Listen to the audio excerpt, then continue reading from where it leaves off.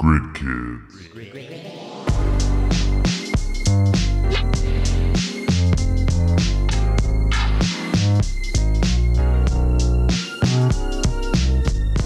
Hey y'all, welcome to episode 15 of the Grid Kids podcast. I'm your host, Nick Semrad, and as always, I'd like to start by shouting out our sponsor, Spectrasonics.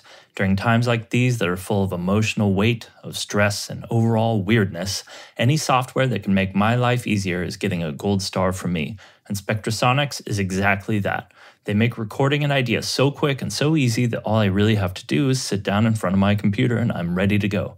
These cats make Omnisphere, Stylus RMX, Keyscape, and Trillion. Actually, they just released an update for Trillion that makes it even more killing. So head over to spectrasonics.net today and check them out. All right, y'all, for this episode, I finally got to interview one of the players who has been the biggest influence on my playing. I heard about this guy right when I moved to New York about 9 years ago and was instantly blown away by his feel, his choices, his musicality, and the fact that no one else really sounds like him. He's played and recorded with everyone from Bilal to Nick Hakim to Michel Ndegeocello, basically everyone that I'm super obsessed with. We did this interview over my Twitch stream originally, but it was so rad that I decided to release it to the masses. Our guest for this episode is the one and only Mr. Jake Sherman, and here is our interview. Enjoy.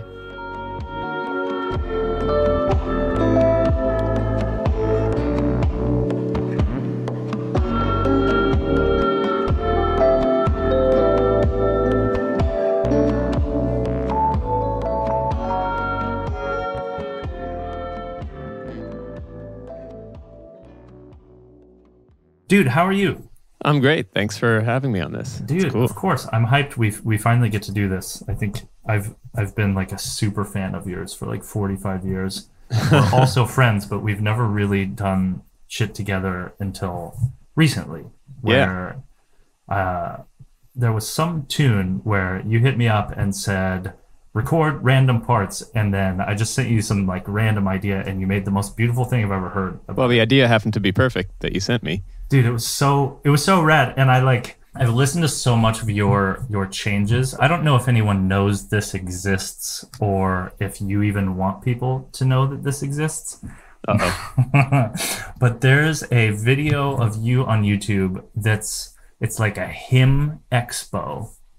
Yes. And I know there's what you're like talking three about. people playing, and I feel like Rashad McPherson, who's from Nebraska, I think may actually be one of them. But you're in the middle of it, and I remember watching, like, when I first started getting into gospel music, I was like diving into like learning hymns and learning reharms and all that shit. And your version of Going Up Yonder came up, and I just remember being like violently fascinated with it because it was so churchy, but it didn't have all of like the caveats that sometimes come with churchy, which is things like time. Like it had good time, and like the changes were so like musical without being show-offy, I guess. And I was just fascinated by it. So I'm gonna tell everyone on here to like look that up. Maybe I'll put the link up at some point, but it's like a master class in like how to be rhythmic, how to sound like you're 65 on the piano in the church. That's the goal, always. What was that for? Was it something specific? I think Alan Merville was making that. Do you know him? I know the name. He did that thing that Corey just did, that masterclass. He's like the guy in charge of that. But he's a great, amazing pianist who was at Berkeley at the time. Okay. I think he was in charge of heading that thing, and it was just some people playing gospel songs. Dude, it was just so fucking rad. Well, thanks. It was just so locked, man. And so, like, something that fascinates me, and you and I, just to give everyone context, like, you and I are homies. We text all the time about random shit, like random sounds, random drills. But I don't know that I've ever asked you about like what you did to work on that kind of thing. And I feel like you can tell when someone has put hours into metronome work. Like it's just a very specific sound that comes with it. Like, was there kind of a broad array of shit that you did to work on that, like when you were in Supershed mode, or did it just kind of come naturally? That's a good question. And that is very nice coming from you because you have the metronome in you. When I was at New School, the thing that I did that really changed everything was study with Ari Honig, who's a jazz drummer who plays the most crazy metric modulation stuff. And he had me sing melodies and clap on different beats, which I think is similar to an exercise that you do. Like you do what, having the metronome move like so that you're playing the metronome's playing every beat and every offbeat, and you slowly go. So it's sort of like that, but you're clapping and you're singing melodies. The concept is simple, but like the things that you clap get harder and harder. Yeah. And that was when sort of things started to get into place, which actually that was after, that was before Berklee. So yeah. Also, it was the first time that I studied with someone who said your time is bad. And that's like so necessary to have people in your corner who are willing to tell you when you're not good. Hopefully he did it lovingly.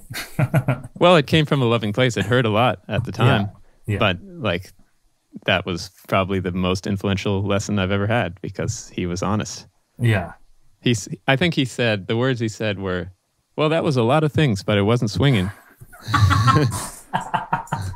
So of course I wanted to quit right there because like being super young, going into that lesson, I was like, all right, I'm going to like get the Ari Honig gig from this lesson. I'm going to just like show that I'm the man. Yeah. But that's, for one thing, that's never the reason to take a lesson. Oh, dude. I love that. So yeah, from there, I studied with him for like 2 years. And we just focused on that kind of thing. That's so killing. Another thing we did, he made me get a ride cymbal and just play quarter notes with like the jazz that I love, like swing and 60s jazz, and just play quarter notes. Actually, he wanted me to do it on one piano key, just play a note over and over again, but I tried it and it was so boring. It was so lame. It sounded so bad that I couldn't get anywhere with it. But then I started playing it on a ride cymbal, and after 3 minutes of that or so, you start to really hone in on like, are you ahead or behind or on? Like you can really hear whether it's a flam or whether it's not. And after about 6 minutes, you're like so exhausted because like the mental focus that it takes is crazy. Yeah. So I did that every day for a while. And you were just playing the ride cymbal. You weren't like doing that and playing something like a line or something. It was just the ride cymbal, and just really focusing on exactly where my ride cymbal was based, versus what I was hearing in my headphones. That's so heavy. So heavy. And not ting, ting to ting, just ting, ting, ting. Yeah. Yeah. Just quarter notes. I love that. It's so hard not to play ting, ting to ting or play some kind of rhythm that's not quarter notes. It's like, it's just so hard to not get bored. I mean, that's such a deep part of that shed it's almost like a stoic practice of, you're in this boat and you don't like what's happening, but there's something to learn from it. And then eventually you get to a spot where like the boredom becomes secondary and you can just focus on the thing you're getting. Yes, totally. Like I noticed a ton. I used to I teach all my students like this 4-2-1 exercise where you just focus on playing, I think I've even done it in here before, but you play like on the beat 4 times, on the E 4 times, and 4 times, up 4 times, and then you switch it twice, but switch it to once.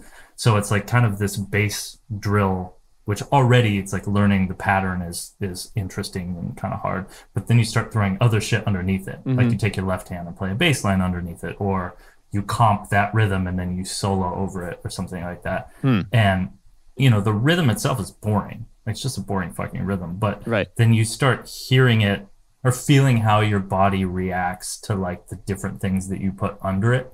And it becomes very like meditative almost, where it's like, it's just an interesting learning process. Yeah, definitely. Something that trips me up is that unlike, like if you learn a new chord, I feel like you just know, it's like you come out of it with a very tangible piece of information. It's like, okay, I have this chord. I can, maybe I don't know all the places I can throw it, but I have a chord. Or like, if you do solo practice, you can like feel your chops get a little better. Mm-hmm. Did you ever notice, like with rhythm study, how you feel something but the payoff doesn't seem as obvious right away? Like did you notice that, or am I nuts? Yeah, that's why it's so much harder, because there's not the instant gratification. And I think you don't really notice until you're playing with other people. Yes, yeah. Like you'll get lost less. That's a big thing. That was the biggest thing with the clapping on different beats.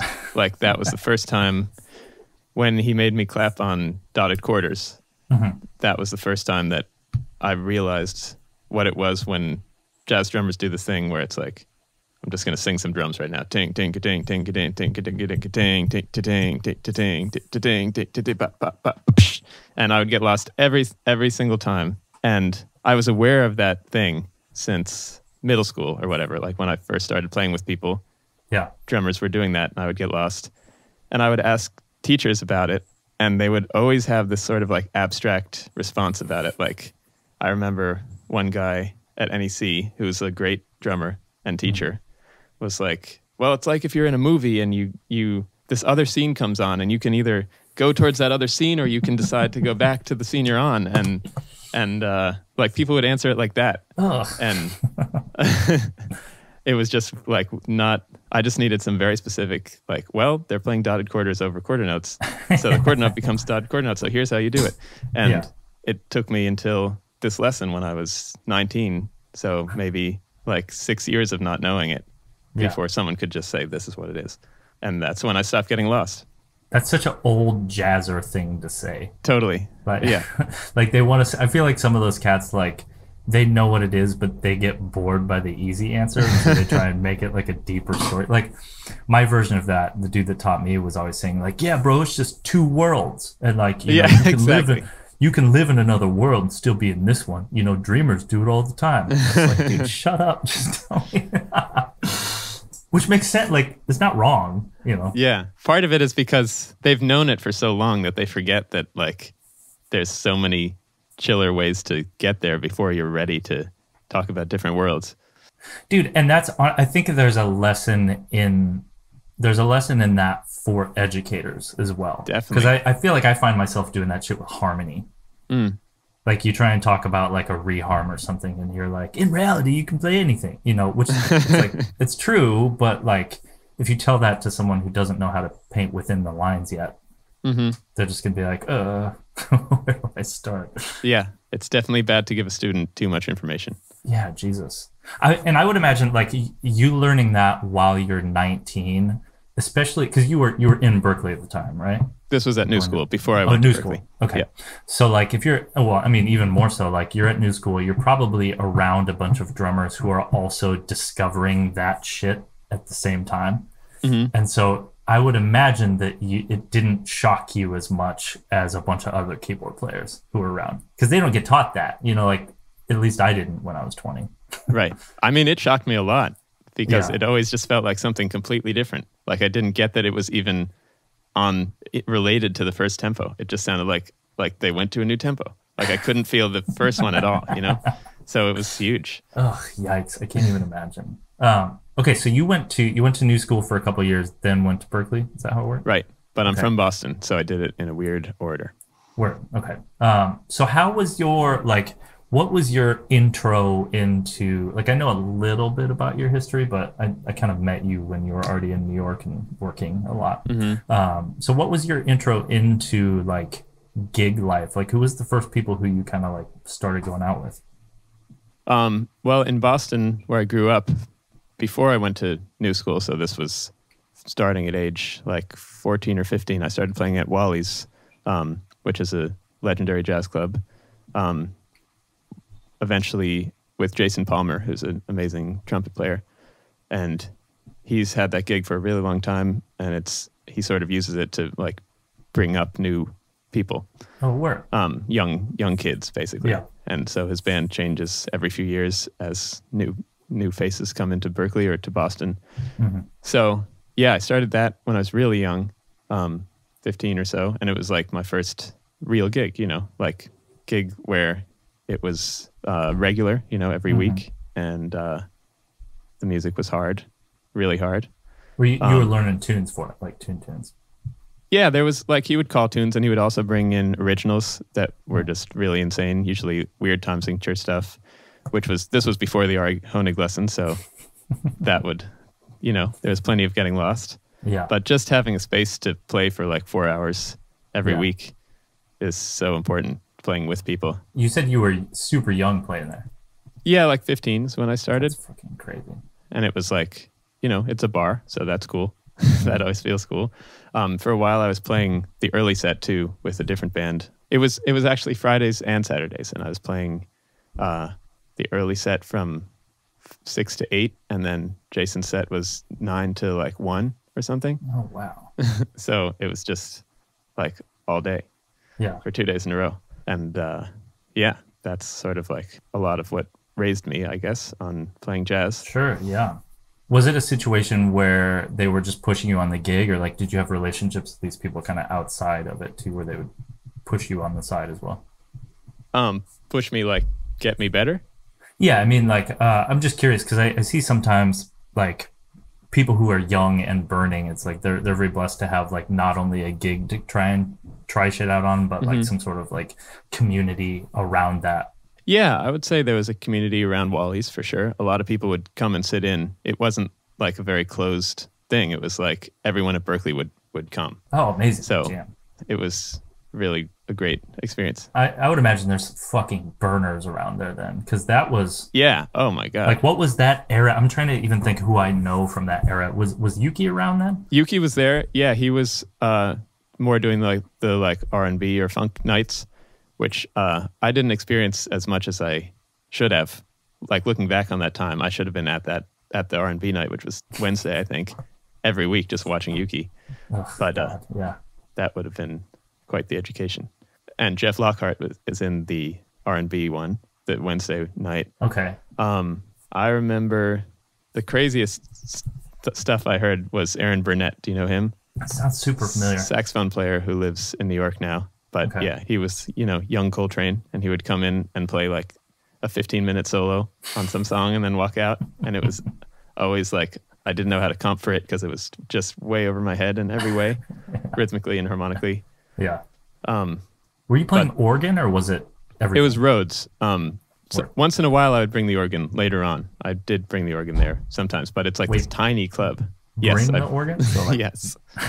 I had a chopped organ, which would fit in the back of my parents' Subaru with pedals. Like the whole deal would fit in there, Leslie and everything. So yeah, I would bring that once in a while. But the club fits like 60 people tops. Okay. It's like a long room. Yeah. That's it, So like it's sort of insane to have an organ in there. It's like a little stage that can fit like 3 people on it. And you have to load from the front, probably. Either the front or the back has like a fire escape type thing. So I would bring the Rhodes up the fire escape. But the organ, it was not a vibe to bring the organ up there. Dude, that's some young people shit. Totally. I can't imagine doing it now. I think once you hit like 28, like parts of your body go like, all right, dude. Yeah. I brought the organ so many places as a kid. And I'm also really grateful for, the privilege to have one and be able to bring it around. Yeah. Because that, getting to practice it on gigs is, I feel like, what separates me from a lot of people who came to the organ later, like in a practice room. Mm-hmm. Dude, and that's, I think all this stuff too is like just further evidence of like how important the community aspect of like youth and upbringing, around music is. Like I'm sure you've heard me like rail on college music education a ton, especially on... I haven't really, but that's great. Do it. Like not only on my Twitch, but on my podcast. I feel like that's just part of it. It's always like mentioned in the liner notes of like tear apart music school. But the thing about it that I really, really dig and that I do think is maybe worth the money, I'm going to say maybe with like a bunch of ellipses behind it. But it is that community aspect of, you're around a bunch of other people who are all building and around a bunch of other like, I would imagine even keyboard wise, like, Yuki's one name, but I would imagine there's probably 5-6 other cats who are around you who are just doing way different shit. And so you're around that. And that's something that's not as easy to simulate. Right. So the best idea is to just hang around the music schools, not pay for them, and meet all the people. Yeah, that's the vibe. Dude, do you know Corey Bernhard, right? Yeah. I feel like he mentioned, I could be totally wrong, and I'm sorry if I'm misquoting you, Corey, if you ever hear this, but I feel like he mentioned something about that, where I think he was like from around Boston as well. I think he went to music school, but he mentioned to me like, yeah, man, all the shit came from just like hanging around Berkeley, even though I didn't go there. Did he not go? Oh, I think he went to, is there a Harvard in Boston? Oh, that's right. Yes, there is a Harvard in Boston. But he, that's he right. was just around Berkeley. He was in the Wally scene too, a little before my time, but he was, okay. Yeah, he was the Funk Night guy, I'm pretty sure. Yeah. Dude, he's who I got my church gig from. Oh, crazy. Like my entrance into church music was, I think he had started doing the Bilal gig and just not getting home in time. Yep. And I was like, all right. Well, he's who I got the Bilal gig from. So, okay, so you played after him. Yes. Word. Okay. Yeah. So he's given us both great gigs. That's so killing. So was Bilal your first like tour, or was there someone before that who you went out with? Yes. I had played with people my own age. You know, I played with Nick Hakim, who was starting to do things around that time. Okay. And Gabriel Garzon Montano. Yes. But, you know, it was a little bit different to play with Bilal because it was more like business happening and like pro things. With that gig, you know, what did you get from that? Because I know like a lot of people's first touring experiences kind of opens their eyes to not only just like a lot of the things about touring that you don't hear about, you know, regarding like rest and like sleep and preparation and all that kind of stuff. But I would imagine his was probably even a bit more unique just because he's such a free-spirited dude. Like, what did you tell me a little bit about your experience in that situation? Yeah, probably the biggest thing I learned was the intense amount of preparation that it takes, especially actually in that setting, because similar to what we were talking about before, they were just like, oh yeah, just like come and we'll play the songs. It'll be chill. You know, there wasn't like with many touring gigs, it's like, here's exactly the songs. Here's exactly the parts. We also made the sounds for you. And like, here's the click track. Yeah. And here's the count offs in the click track. So you're going to hear keys 2, 3, 4, and then you play it. But this is just like they didn't have a set list, you know, and he's released a lot of music. Oh my God. I eventually got a rough outline of like some songs they had been playing from Yuki. He sent me that. Like some of them, they were playing with different forms than they had on the record or whatever. So I just listened to all of them. This was also the first time I was really using sounds because I wasn't like a synth person. I just played organ and piano. So I got Mainstage, which is like sort of, I guess, the predecessor to Ableton. It's like the way to use Logic live. The pictures were beautiful. Yeah. They probably took up way too much computer space, the pictures, because that thing would freeze all the time.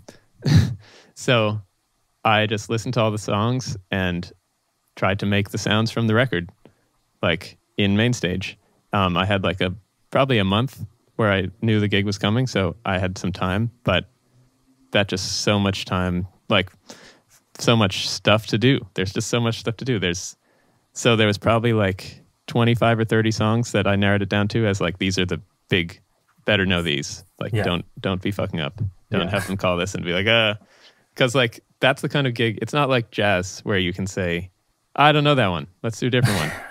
It's like the song's already started by the time you figure out. It and singing it right and away. There's people there who all of the people know the song because they grew up with the song.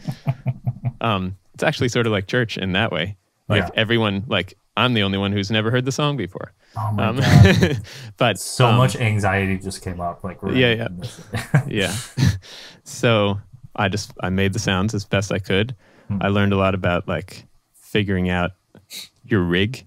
You have to like figure out what sounds you need and how you're going to be able to have them on every gig, because like if you're getting backline, if you've made sounds on a motif, how are you going to get them to the next motif? Oh yeah. That stuff. Is that what you were using? I was sort of convinced that I needed a motif because that's what like the gig had been using. I think I'm not sure if Yuki had that, but Corey definitely had that. So the rig was a Rhodes, a motif, a fake organ, like a whatever they had, some sort of which would XK change. Yeah, usually like Roland VK8 or something, or pre-XK, and then the MIDI keyboard. And over the course of like 3 or 4 years of doing it, I finally learned that the motif was not the vibe, and ended up like I'd made all these sounds on it, and they were always like cringy. And by the end, I was just using it for piano. And then I realized that, like, do I really need this whole other keyboard for piano? Maybe I could play the whole thing on Rhodes. I was just like, towards the beginning of the gig, I was really trying to make everything sound just like the record. And by the end, I realized people are just trying to jam and play the songs. Yeah. So I could play piano on Rhodes. But anyway, back to the beginning. The main stage thing. So that was the biggest thing. Learning all the songs, learning the parts, and then figuring out which parts were really important. That was something, like, because basically there's bass, drums, and guitar, and they're going to play the sounds that those instruments make and no other sounds. So everything else is up to the keyboard player. And there's not like aux keys or whatever. You know this situation. There's one keyboard player, and you have to do like 8 the parts. pad and the bells and the lead. So lots of learning about like splits, and how to like memorize the split so you know where it is. And Jesus, dude. This is like the ultimate like touring intro gig. Yeah. Like literally everything you could ever have to deal with, it sounds like Right. you dealt with immediately. Yeah, for sure. So it just came down to playing the songs over and over again by myself with the YouTube videos or whatever. And like not having anything be up to chance, going to the first gig and being like, okay, I know all these really well, and my questions, I have them written down. Like, in this song, is there a double chorus here? You know, like just really being ready for those things. So then we played the first gig. There was no rehearsal. I just showed up. It was, well, no, I didn't show up. I showed up at the Breeding Ground, which is run by Tariq Khan and Nikki. Yes. And we drove to South Carolina for the first gig. So we drove like, you drove. you know how that goes. We drove overnight. Oh yeah. What was it? I guess we drove and got there super late at night. Something like that. But Oof. you know how it is. So set up for the first gig, and they launched into a song, and I had like all the sounds ready, and I did like the string thing exactly how it was on the record. And I looked over, and Tone, the bass player, had his middle fingers up at me, like, like, hey, you know all the parts. So it was good to go from there. Was he MDing? Tone Whitfield, right? Yes. Yeah, basically he's the MD. The way he plays bass is MD. You know, like he's totally dictating the energy by how he plays bass. So he doesn't usually say that much about how the song should go, but he's the de facto MD for sure. Yeah, I mean it's such a good. Again, there's lessons in that too, just in terms of like how, like I would imagine that set like a mental precedent for you. I mean, and maybe this was set before with the gigs you were doing when you were younger, but just having that, like, it's almost like a fear of like, oh shit, this is a big gig. I have to have all this stuff, and I have to be ready for every situation. Definitely. And then you do it, and you get the payoff of like, okay, cool. Now that I have all this stuff, like no one is worried about me. I'm not worried. You know, I'm mitigating or minimizing like not all the stress, but like a good portion of it. And then you just can't not do that after that. It's like every gig you get. For sure. You know? Yeah, that first gig was so good. I was lucky. Like I was relaxed because all that preparation had gone into it. And then I was like, well, I know exactly what I'm going to do, basically. And I was able to actually like improvise with it because I had practiced so much with the sounds and stuff. I knew where the splits were that I could like go with the flow rather than be like half on the computer, like pulling something up or whatever, you know? Yeah, it's the staring at sheet music syndrome. Like if you kind of know it, you're still like you don't know. You have all this mental energy that it's like going somewhere else that could have been used for musicality or like foresight. Yeah, exactly. So I think the goal is to play every gig like a jazz gig, like just that you're very present and anything can happen, and you're just like at the piano. It should feel like you're at the piano, even if you have a lot of synths. Yeah, you shouldn't be worried about confusion about what octave the synth is in or something. Like you just have to know that stuff already. Dude, it takes you out so quickly too. I mean, like this is something that I wish I would have learned. Like it didn't really fuck me up early on, but it could have fucked me up even less if someone just would have mentioned this, like how important the gear stuff is. Like even a split like that could ruin a whole show in the same way as like a quarterback throwing an interception. I've had it happen. Actually, on the Nick Hakim Tiny Desk, shit. I usually set up with the MIDI keyboard on top of the Whirly, and on that one there's a piano instead of a Whirly, so I had to put the MIDI keyboard over here and play like this. God. And I lost track of where the octaves were, so I played this like really loud, like something in the wrong octave and the wrong sound, and it was like basically like a saxophone patch that was high when it was supposed to be like a low string or something. Yes. And it was like a very crazy sound. And then luckily I went to the audio guy right after and I said, there's this one moment I really need you to just mute. Please just mute it. And he did. So you can't hear it in the Tiny Desk now. Oh, I really hope that, like, you probably know the exact moment it happened. Like, I wonder if your face is catchable. I wonder. I don't think so. I think I was so mortified that I had a straight face. You can sort of hear it. It was so loud that you can hear it in the guitar mic on the other side of the room, but it doesn't sound so horrid. Oh, dude, that's my favorite shit. My favorite shit is seeing if you can identify those moments in live videos, because they're in every one of them. Yeah. Like every fucking, like I did one of those VF jams things. And of course, it was the one that featured me that I fucked up on. But I just missed an outro cue. Like Sput C. Wright was MDing it, and he did some hand thing that I just didn't look at because I was too worried about, playing as many notes as I possibly could.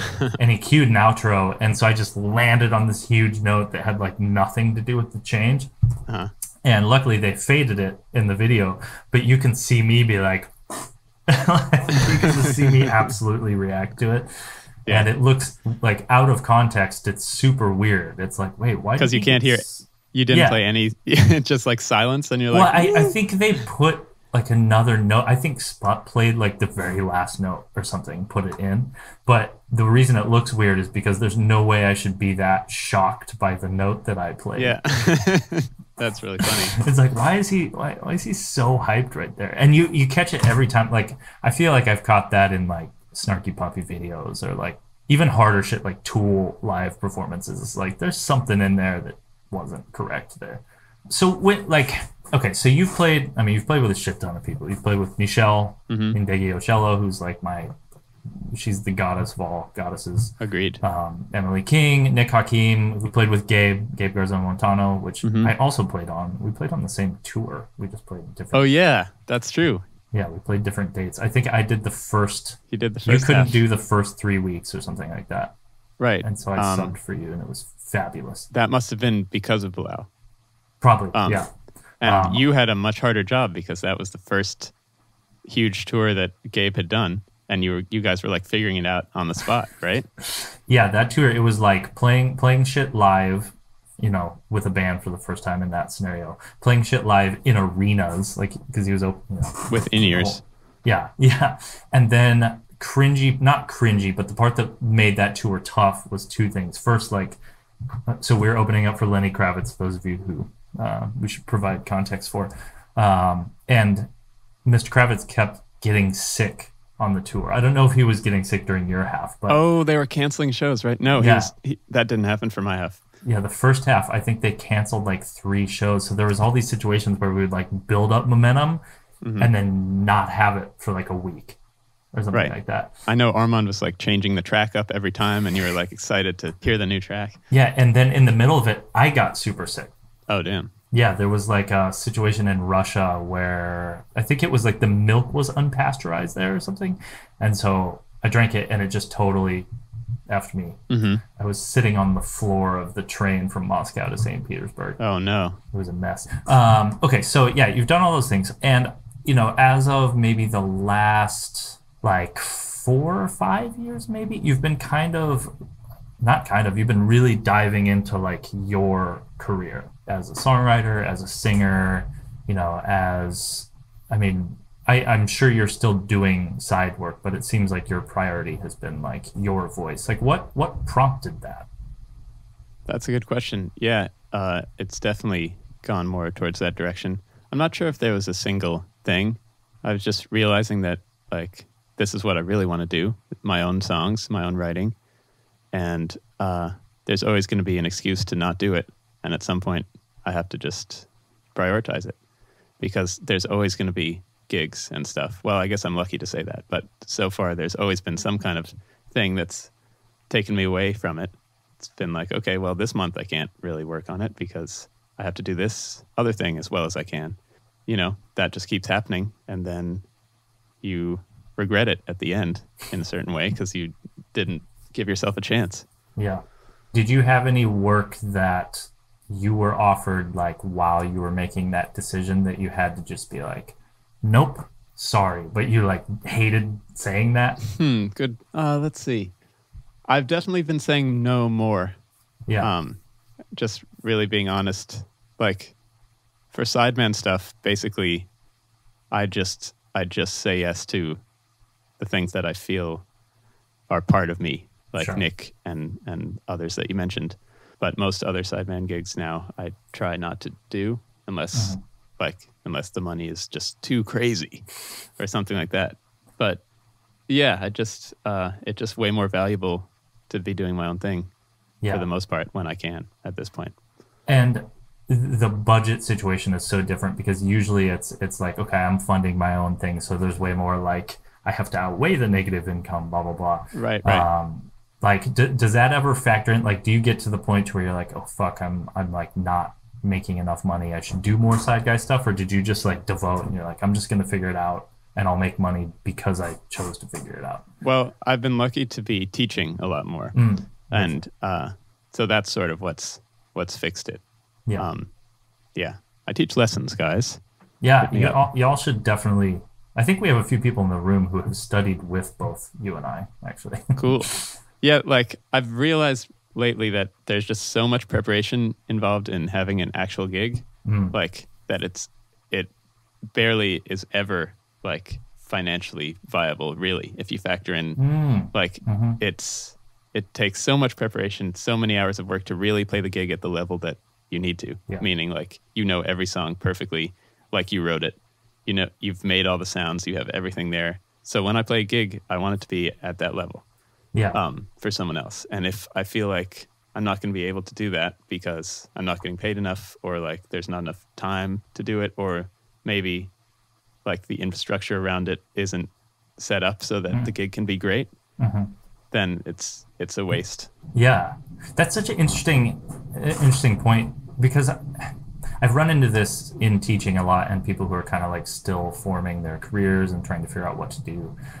I feel like at some point in my life, and you probably, it seems like you're having this same vibe too, it seems very clear that you need to start doing the cost benefit analysis of like, okay, how many hours is this taking me?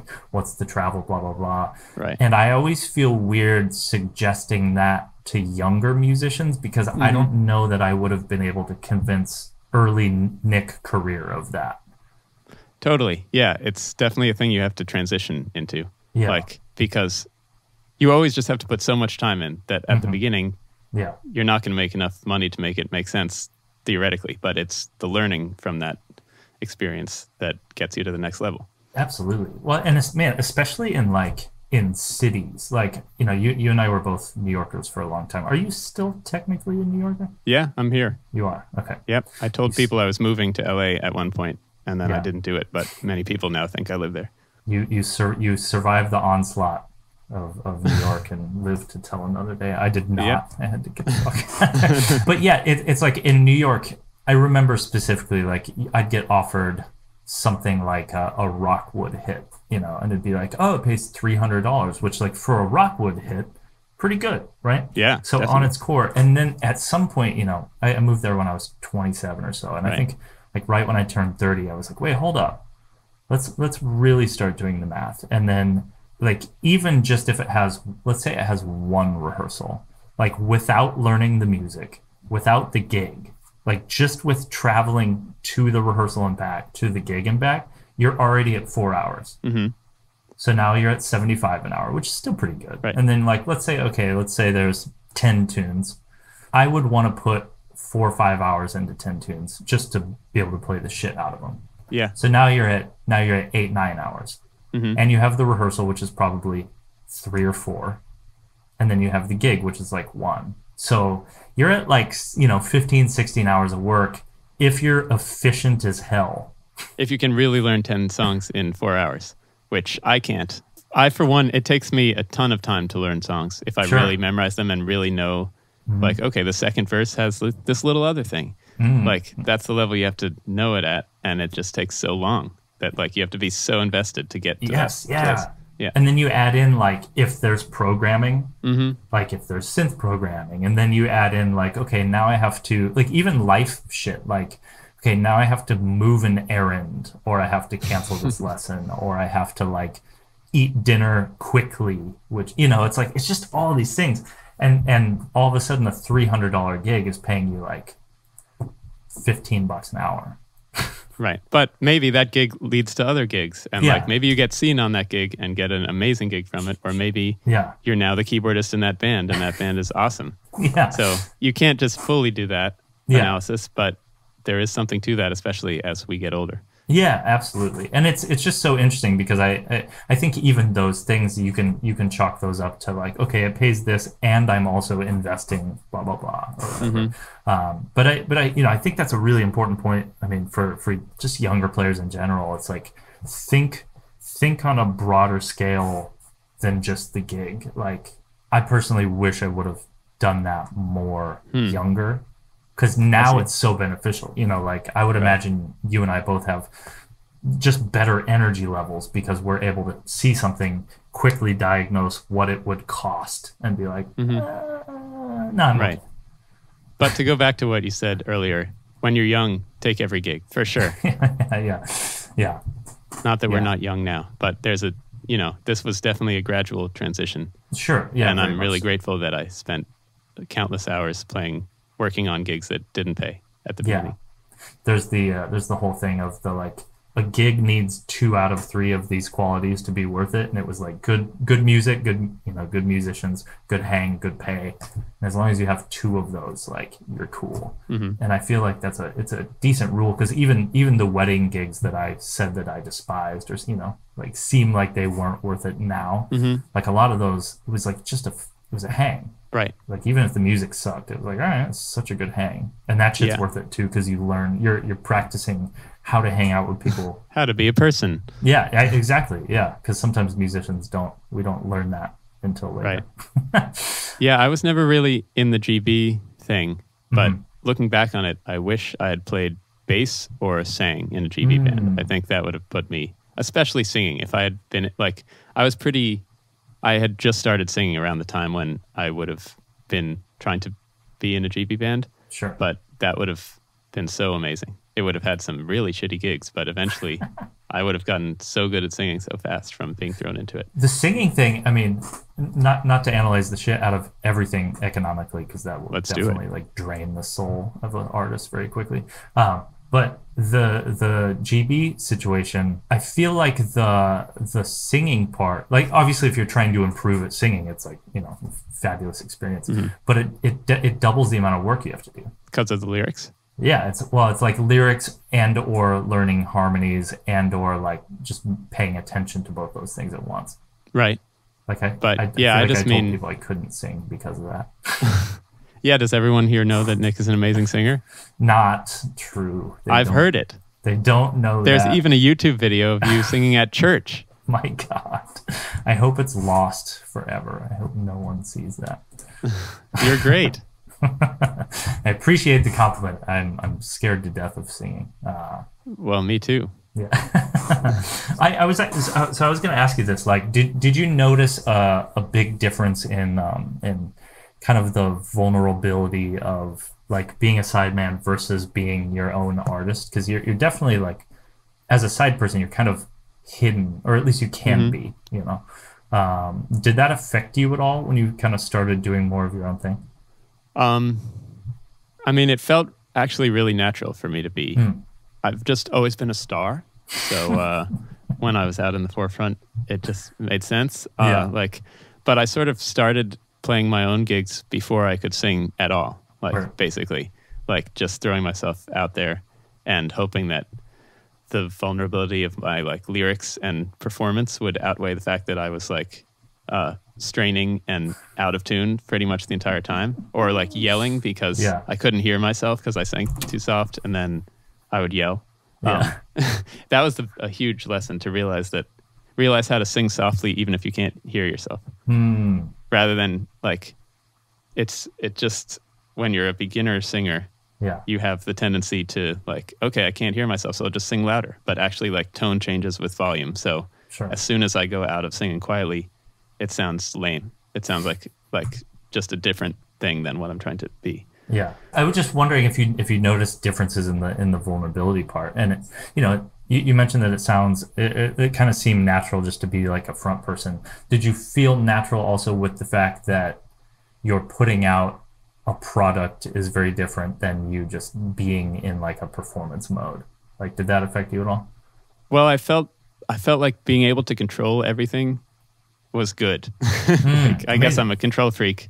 So having the songs be written the way I wanted, and having the band play the songs, and like just playing the things that I believed in were usually more rewarding than sitting, like, playing a gig where maybe 80% of the songs I loved and 20% were like cringy to me, but I had to still play them, I love that.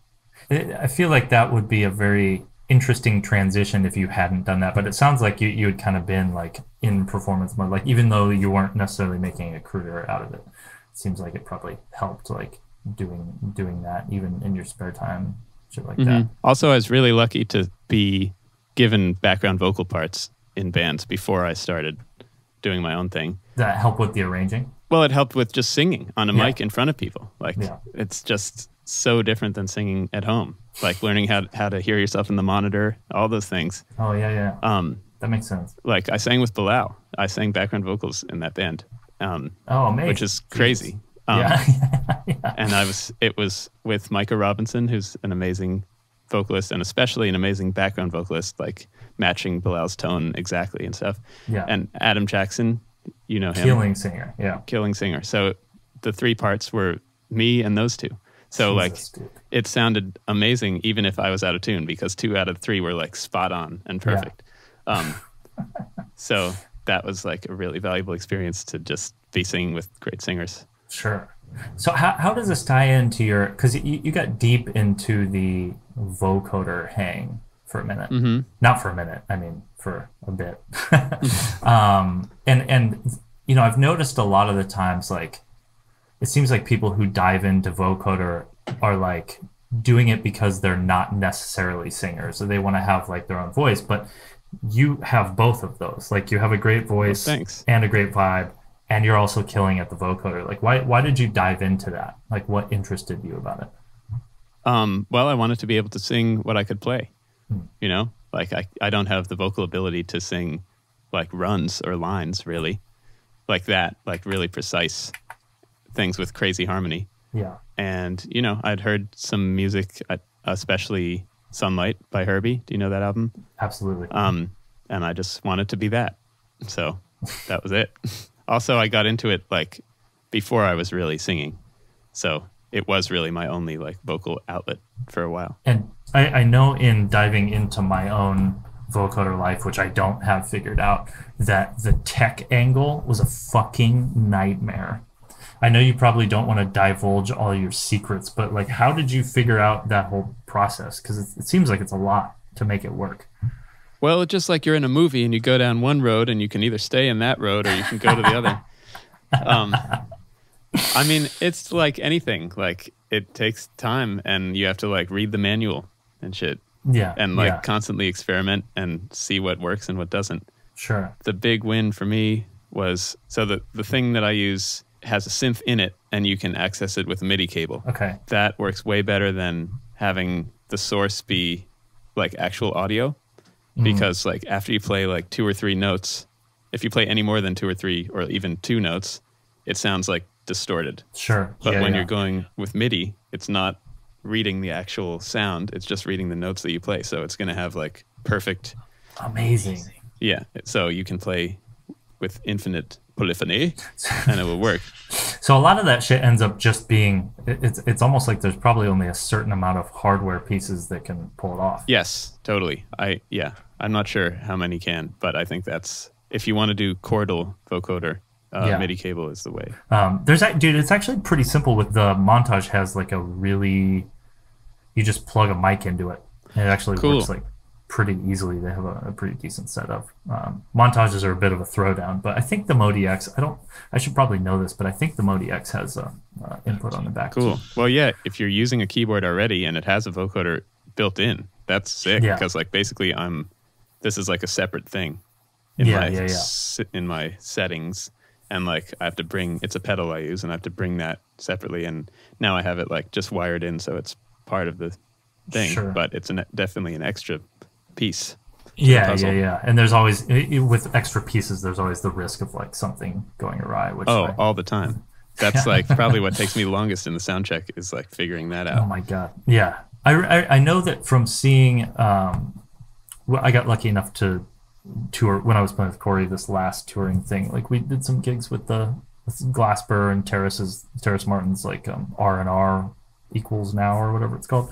I got to see Terrace Martin's vocoder thing. And it's just a keyboard. Like he's just using a vocoder keyboard, and it sounds fucking amazing right away. Is it old? Kind of, yeah. Cool. Like it's like maybe 20 years old, but it just, same joint, just plugs a mic in, and like super fucking fire. I'd be interested in knowing what Casey Benjamin's thing is also. That sounds super clean. He seems to be like the pinnacle of like gear quality when it comes to that situation. Yeah.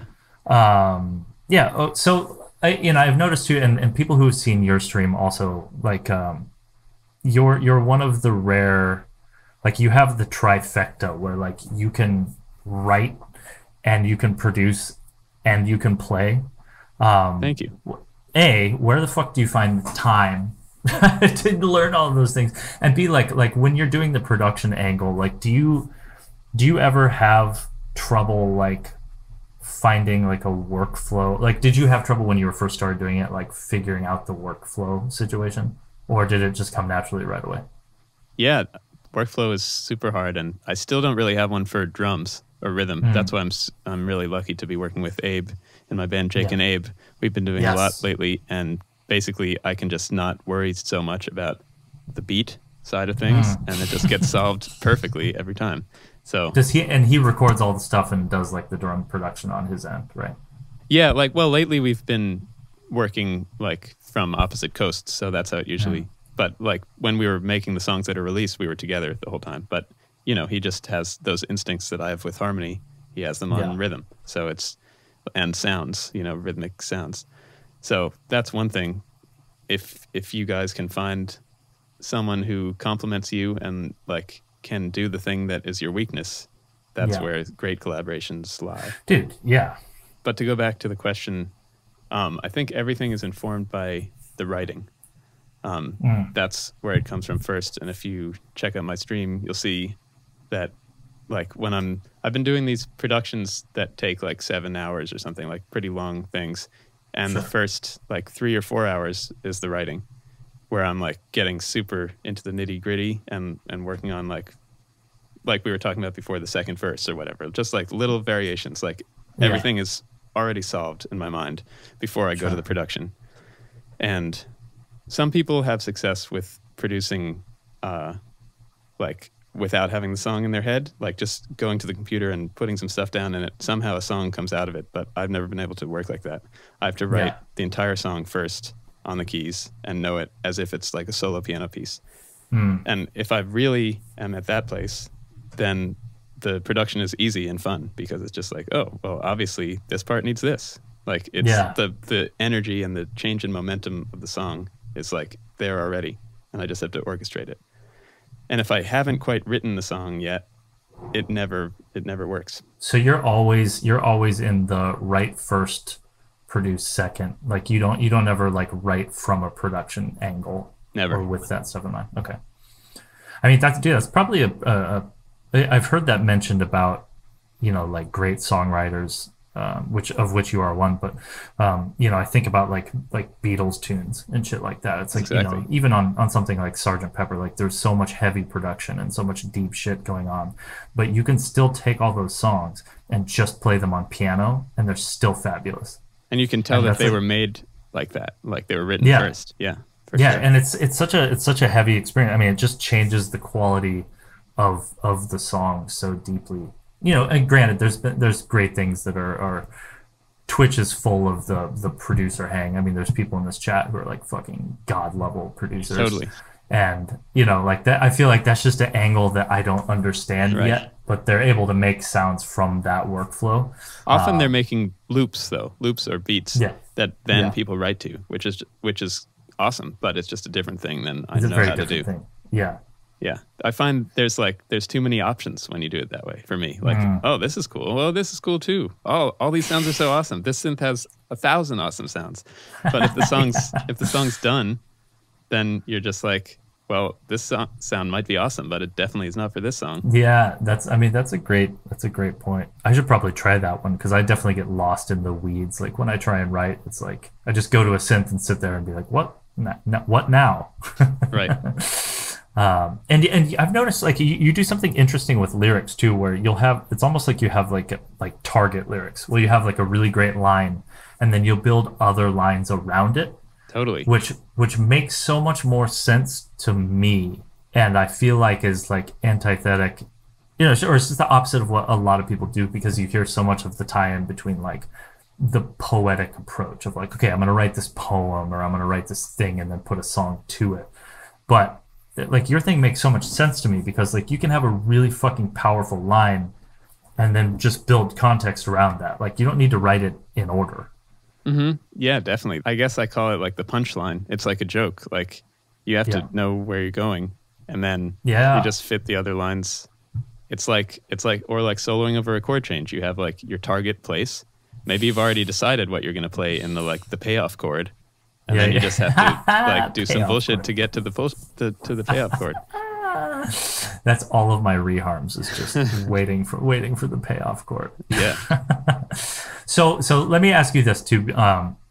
Especially like you and I dabble in a few of the same worlds. Like, and I'm just curious, like, how are you staying afloat during all of this? I mean, this is a question I've asked to everybody during quarantine. It's kind of an obvious question, but I haven't gotten the same answer once, and I'm fascinated by that. Mm-hmm. So like what are you doing to not only like stay sane mentally, but also to like still be an artist during all of this? Yeah, well, so when the pandemic started, I was just starting a tour for my album. I was 4 days into it, and it was 3 months long, and I had put months of time into booking it and making it happen. So that was a really big blow when on day 4 I had to cancel the whole thing. So I went home to Boston with my girlfriend, and we chilled. I took a few days to just like come to terms with the fact that all of that was just not coming back. Yeah. And then I made another album basically in a week to cope with it, which was an instrumental album. And that was the thing that really pulled me out of what could have been like a sad time. That album is available, by the way. It's called You're a Dream. So I just, over the course of a couple days, I sang a bunch of voice memos into the phone of just like the first melodies that would come to my head. And then I would orchestrate them in little like 1 or 2 minute jams with some of the gear. Like I brought a couple of these keyboards to Boston and made the piano at home and those. And actually, that was really therapeutic doing that, just like working on it a little every day and not caring too much. Like I didn't know it was an album. I was just like, okay, I have to create a lot right now or else I'm going to be sad. Yeah. So that was what pulled me out. And then monetarily, teaching has been the main thing that's been happening with sporadic other gigs. Yeah. You're mainly doing like private, like one-on-one private study? Yeah. Mm-hmm. Yeah. I feel like it's the teaching thing to me is such a good way to fund yourself when you're an artist, because I feel like, especially like in your boat, because you're again like could be killer side person, could be killer artist. Like you have all these things that you could be doing, but there's always that risk, like especially during a situation like this where it becomes much easier to act out of a place of lack and act out of a place of like, oh shit, I need the money, so I'm just going to do whatever, and I'm definitely not judging that, because there's definitely been things that I have done during this pandemic that I probably wouldn't normally have done, but the teaching thing is so, it's so honest and it's so still impactful, and like weirdly enough that hasn't left during all this. Totally. People still want to learn. Yeah, people are still hungry, and I feel like almost more so. Right. Like, I don't know how the fuck they're paying for it. But it's not my problem. I'm super into however it's happening, it's happening. Have you done any like masterclass experiences or like group teaching sessions or anything? Not during this time. I did one in this little town in Germany on a day off of a tour. When I was working with Elise, my former manager, she got me this like thing at a college, and that was my one experience doing that, and it went pretty well. It's hard though. Yeah, you have to like really have a plan, maybe like everything, but especially like it's different than teaching one-on-one. But I definitely like to do more of that. I just don't have much experience. That's something you do from time to time, right? I do a little bit. I've done 5, I think, this year. I would love to do more. Like honestly, I feel like I almost have a harder time teaching the one-on-one. Like I love teaching one-on-one, but I would rather teach a group because the message can be so broad. It's like you can go into like the last class I taught. Interestingly enough, wasn't even necessarily musicians. It was like an artistic, like a school of the arts situation. So that sounds harder to me. There was a few musical theater people, a few like photography people in there, a few filmmakers. But the cool thing about that is like you can kind of throw out like a wide net. I could be like, hey, here's some ways to adapt. Here's some things to think about. And then in a group situation, you have, even if you only have 8 people in a class, you have 8 people who at least one of them is going to give you some direction. Right. Whereas, luckily in private study, it's like, okay, there's definitely the people who know what they want to learn, but there's also the people who don't. Right. And those are the situations that I just get slaughtered in because I'm like, okay, well, we could try this. But when people have really different levels, it's hard for me to know what to say. Yeah. I basically just go to the level that's highest and teach to that and have other people just not know what's happening. Dude, I feel like so that's an interesting point because I've had that issue on Twitch actually. Like doing the teaching stuff on Twitch, we'll get into rhythm study or we'll get into harmony or whatever, but there's always like a part of me that feels guilty when someone is left out of the learning curve. And so then you have to, like, for me, I actually go the other direction. That's probably better. I mean, it's more kind. It's definitely more inclusive. Yeah. But maybe the arrogant artist in me wants to teach the hardest shit I know.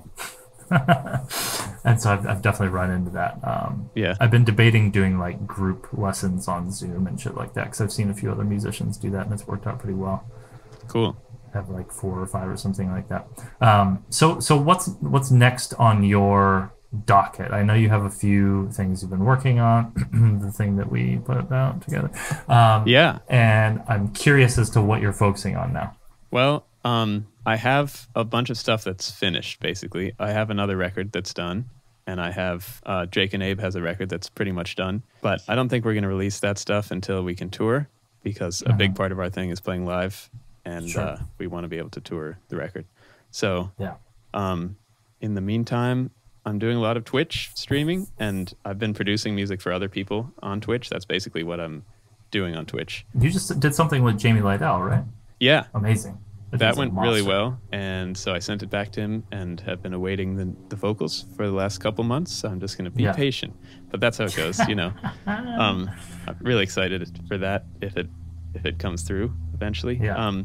But yeah, just producing for people and seeing what comes of it. I think that's the main focus right now. I'm going to LA actually in a couple days for 2 weeks to work with Abe. So maybe we can hang out if there's hangouts allowed. I am super down. They don't allow them, but we do it anyway. Yeah. It's just how it works. Yeah. What? Tell me what happened with the disclosure thing, because that thing looked incredible, and I'm a huge fan of theirs and yours, but I didn't catch the context of it. All right. So they had this contest every week where they put out some stems on Discord, and then you can like remix them or do whatever. So I've been doing it with Abe every week, where we write a song basically on stream and then submit it. So we got third place once, but they had a great reaction from it, and sort of that put us on their radar. And then we won it, a different one, and then we're working on another one right now, which I'm going to be streaming right after this, by the way. So feel free to join, guys. Hell yes. So that's been a good way to like force myself to write quickly, you know, because there's a deadline. The stems come out Friday and it's due Sunday or something. Oh shit. This week, like you can see them make it on the stream earlier. So I heard them make it. So I like started writing the song beforehand, which I guess is cheating. I don't know. So we're trying to do that every week and just cement ourselves into their content. Dude, that's so deep. And I would imagine too that hang, it's like, you know, when they're getting stems and stuff like that, or when they're giving away stems, it's like a lot of their fans are probably making similar types of music that they are. We're a very different vibe than which is everyone killing. There. Yeah, like even strategically, it's like I'm not coming from that angle. Right. And that's something like I mean, not to enter and end this conversation with like severe ass kissing, but something that I've loved about your playing and your personality is that there's always like something that isn't what the rest of the scene is doing, and it's very honest, and I don't know if it's on purpose or if you can even help it. Yeah, exactly. It's not, but I appreciate it's just what you're doing, and it's something that I think a lot of people should really pay attention to, because you know, everything you've gotten has been because people want to hire you, not because they want to hire a version of someone else. You know, personally, it took me a long time to make the choice to focus on trying to do that. You know, I was trying to be Yuki for a long time. Well, to speak on that, I definitely have spent tons of time trying to be versions of other things. And I think that's where it comes from, just having a lot of versions of things that I can do and then just combining them. That's what like someone's own thing is. Yeah. I mean, at the end of the day, it's a recipe. And like, you know, I don't think there's necessarily anything wrong with trying to just use pepper for a day or just use salt for a day or something like that. But I think the mistake that gets made is like people are like, oh, pepper tastes good, let me just put that on everything. Or like, I can only use olive oil. And it's like, well, no, there's plenty other, like sesame oil is pretty good. You know, and you know, I think the more I've been telling this advice to a lot of younger students is like, especially if you have the technical skills, you've got some sounds and everything down, and you've got a lot of the basics. Like, don't be afraid to ask yourself the question, like, why am I learning this? Because it's not always an easy answer, you know. And even to this day, at age 36, I'm still sometimes catching like, oh, why do I want to do this? You know, like why am I trying to make I mean, here's an open one. I mean, especially for the Twitch community, is like, why am I trying to make a beat on Twitch? And that question, like the answer for me is not entirely clear. And so it makes me pause and really look at like, okay. I did one stream pretty early on that a few people may have been on, where I tried to make beats and it was so bad. It was really embarrassing, like, because I don't really like do drums like that anyway. So I was coming at it drums first, and I found myself just like hitting a tom over and over again and like fucking with the sound of it.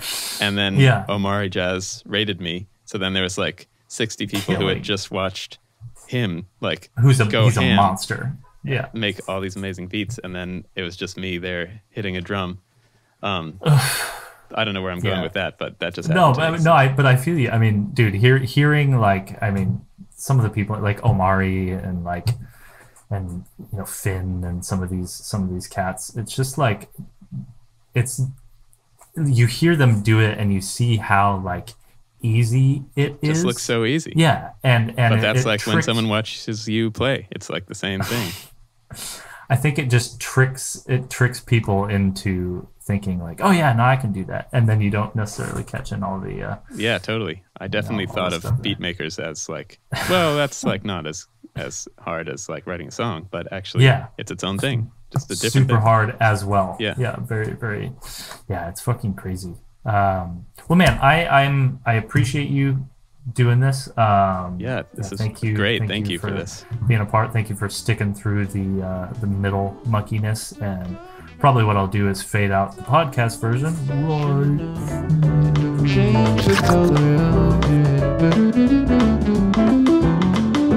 You always had my unspoken passion, although I might not seem to care. All right, everyone, that's our episode. Thanks again for listening, and be sure to share this on all of your social media things so that we can continue to make this happen. I have some great guests in line, and nothing will make these episodes more possible than if you give us great ratings on iTunes, Spotify, etc., all the things, and if you tell all of your friends about it. Also, be sure to stop over at the webpage of our sponsor, spectrasonics.net, and check their products out, especially their new update to their bass software, Trillion. Also, check my Instagram page at Nicholas T. Semrad, as I just put up a clip of me trying out that new Trillion update over a beat from my good friend and great producer Devin Hu and his newest record. I hope you dig it, and I'll see y'all next time here at the Grid Kids Podcast.